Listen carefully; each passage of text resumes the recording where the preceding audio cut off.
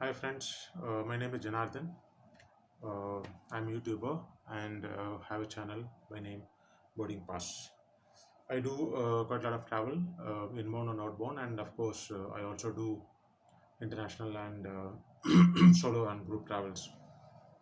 I recently did a solo travel to Cambodia. Of course, I'll share my experience, advantage, disadvantage, uh, disadvantage of solo traveling in my next video. Okay, those who are new to my channel, please do subscribe and leave a comment to if you need any additional or any new videos or any quality changes or in my content and videos. Please do leave a comment. That will be helpful to me to improve my video quality. And of course, if you don't, I mean, if you like my video, please do click like button and share the video to your friends and colleagues. Okay, friend, let's move to the video. Uh, Today, we are going to talk about the incident that shook the entire world, that is Corona or COVID-19. Yes, we are going to discuss about this subject, how the tourism industry is affected worldwide, and the way forward. Yes, the worldwide outbreak of COVID-19 has brought the world to a standstill. Yes, no one will deny this fact. And tourism has been the worst affected of all major economic sectors. So this is what we are going to talk about. And the most visible and immediate impact of COVID-19 is seen in the hotel and tourism sector in its all geographical segments, that is inbound, outbound, domestic, and almost all verticals like leisure, adventure, heritage, MICE, cruise, and corporate. So this is a major sector which has the impact on the worldwide, not only to India, it's on worldwide. Now let's see how India is affected with this COVID-19. As per leading newspaper, Economic Times says India tourism sector may lose about 5 lakh crore and about 4 to 5 crore job loss, which is a substantial number. And Indian tourism and hospitality sector, which is badly hit by COVID-19, is staring a potential job loss of around 38 million, which is around 70% of the total workforce. This is by KPMG. Potential impact of COVID-19 on the Indian economy. The hotel, aviation, and travel sector together may incur a loss of about 85 billion as per IATO estimates. So these are the numbers which is coming out now, basically to show how the market and how the country as a whole is impacted because of this COVID-19. The impact is likely to be felt on both white and blue collar jobs. This means the job that people are going to lose uh, is very clearly seen. Outbound and inbound travel will be at an all-time low.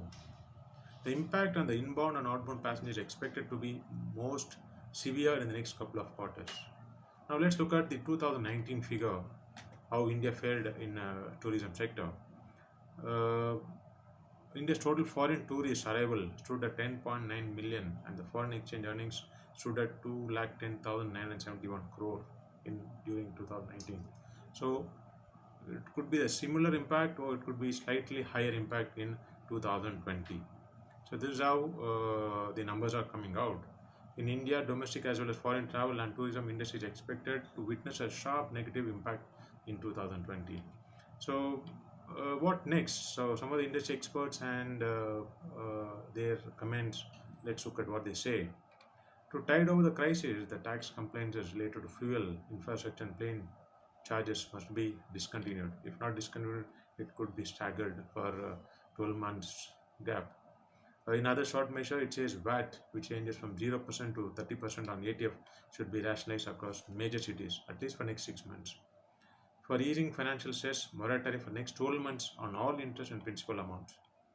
A campaign, postpone travel, don't cancel, must be publicized or told to all passengers or travelers to postpone the journey instead of cancelling it at least for next 12 months, so that the money is with the airline and that can be used in other avenues of revenue generation.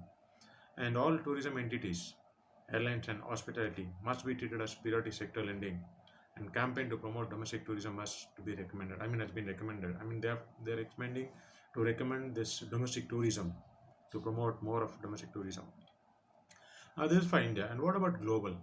Now, by globally, by cooperating closely with the World Health Organization, the lead UN agency for the management of this outbreak, by ensuring with WHO, that is WHO, that health measures are implemented in ways that minimize unnecessary impact on international travel and trade, by standing in solidarity with affected countries, and by emphasizing tourism proven resilience, and by standing ready to support recovery. Now, we have been talking about the COVID, their impact, and what some of the experts recommending. And now, what is the road ahead? What are we looking forward in terms of tourism in India and globally? While certain demand is expected to be impacted on account of the ongoing COVID-19 concerns, India is also expected to benefit from it, as demand for mice from other Asian countries expected to be diverted to India to some extent. So there is a little positive side of this COVID, benefit of which will be seen only post financial year 21. On the back of marginally positive sentiments for the domestic tourism and MICE, led by social and industrial activities, industry expect the momentum to pick up going forward and the industry to register growth of about 3 to 5% in the revenues for financial year 2021. Now, as per Tourism Ministry of India, the center and the state to have, state have to work together and they should not be seen as a competitor. See, most of the time, there's always a clash between the center and the state in terms of policy and understanding of the policy. So each works in different direction. So it is expected they work together in a similar, in the same direction, so that the what we are looking forward can be achieved. Now they're also looking at some bailout packages. Countries might come out with some unusual things like or require a COVID-19 free certificate, host countries to show they are safe for tourists, and also to give some guarantee in terms of a treatment in terms of the passenger if they succumb to this disease. So this kind of thing gives an assurance to the travelers abroad that yes, I can travel to India because these are the things which is happening in India. And of course, recipient countries will have to make it easier for travelers to arrive. This will mean improving visa application process, or it could be outright waiving, so that people can even do a last minute planning if everything is feasible or workable. For India at the moment, what it is, the first point is look at the realistic situation of expecting inbound travel. There is no inbound business expected till September 2020. That's the realistic number. If the situation normalizes, then from October to December 20, only about 25% of inbound traffic is expected and may fully pick up from January 21 onwards. But in order for this to happen, the international borders need to open and the source markets should be ready to travel. Air liquidity is very critical. On the other hand, the supply side, such as hotels, domestic airlines, transport companies, guides, etc., have to be in a healthy position to deliver the services. That means they should be actually healthy. It's not only domestic airline operates and rest of them are like not ready or not in healthy condition. So everyone should be in a healthy condition to provide the service as a whole, as a bunch. So that is a very important thing. Now, China is a huge inbound market, and this has been affected by the pandemic.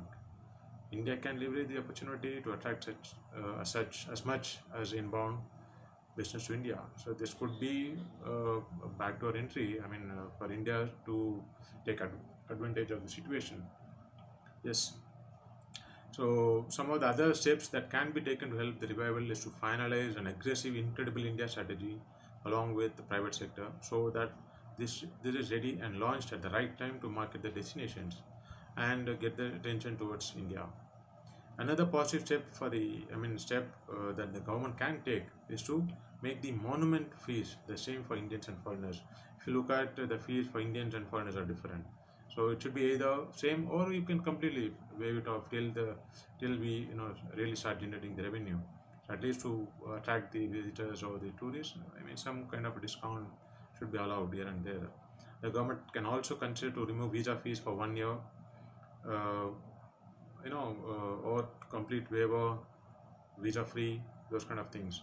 The government of Goa must also remove the landing fees for some time for tourism economy to survive in the state. So these are some of the steps the government of India should do in order to get the lost ground Key takeaways. Now, the immediate strategy needed to survive. Yes, the immediate critical issue for survival is the stability of cash flow. The moratorium of 3 months given by the government has to be extended for 12 months, which I mentioned in the earlier of my video. It should be extended to some more time. Instead of 3 months, should be at least to 12 months on interest payment, loan, reward draft, all those things. Then most of the small business and non players do not have collateral. So the Ministry of Finance and RBI should request banks to extend long-term loans without collateral for at least some 10-12 years and restore SEIS scripts for duly credit of 10% to tourism industry, and a bailout package is needed to pay salaries and other things. I mean, a bailout package has to be provided to the private sectors by the government. And a very important thing is a national tourism task force of center and state should be formed at the earliest, specifically to continuously monitor, strategize, and implement a survival and revival plan. Survival and revival plan, which is a very strong word, and yes, that is the need of the hour today. And medium-term strategy for revival. Now, domestic tourism is the strength of the country that will help the industry to revive in the coming months. The government should incentivize and give a tax protection on domestic travel expenditure that will give boost to the domestic tourism. So they're talking about tax exemptions for domestic, just to start off. That's basic nothing but the revival plan. Now, like wedding and mice should also be encouraged to be held within the country. Now these days, as a fashion, they go overseas. They do entertain. I mean, they engage the outside players. So it's better do it in India itself, where the revenue are in India itself. Government can offer GST relief to corporate for organizing their conferences in India. Incredible India campaign. Again, I'm saying Incredible India is most important thing, and that campaign has to be done very strongly for domestic tourism. Identify pockets which have been relatively unaffected by the crisis and start by promoting these destinations first.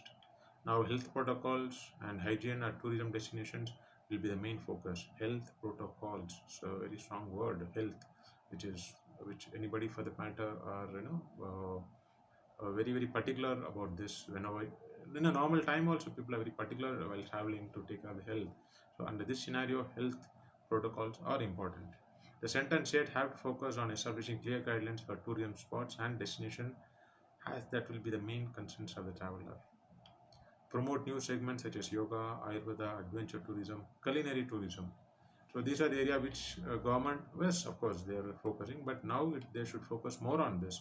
This will help short-term, immediate revenue generating areas. Long-term strategy for revival. Now conduct a study on the countries which are less impacted, such as Japan, Brazil, and identify source markets which will revive more quickly. India can also try to leverage the inbound traffic that China had and divert traffic to our country. This I mentioned in the beginning of the video.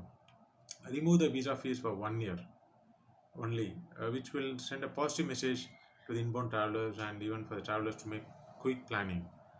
And the monument fees for tourists and Indian tourists should be the same, or it can be even waived off. At least to initially to grab the market to gain the passengers' confidence. The government of Goa must also remove the landing fees, which also I mentioned.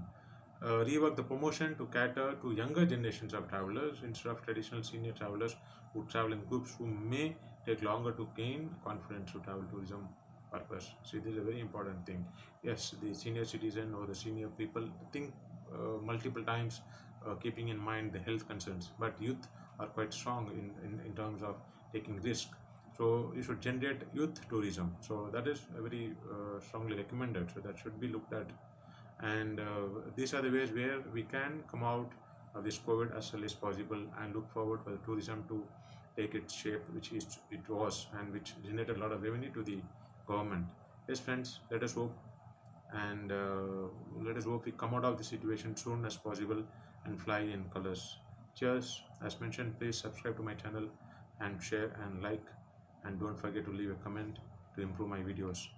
If you want me to cover any other topic in travel or tourism, kindly leave a message in the comment box below. Okay guys, friends, take care, be safe, stay at home. Bye.